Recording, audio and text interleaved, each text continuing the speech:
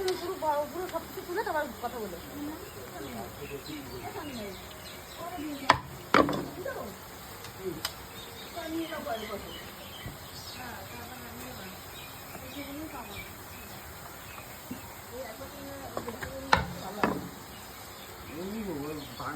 আমাদের এখন প্রচুর করছে।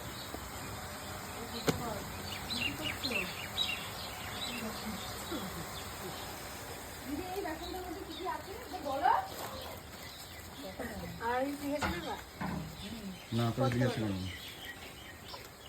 কিসে বড় দিদি তুমি বাপ্পা তুই কথা সারা ভিডিও করবি।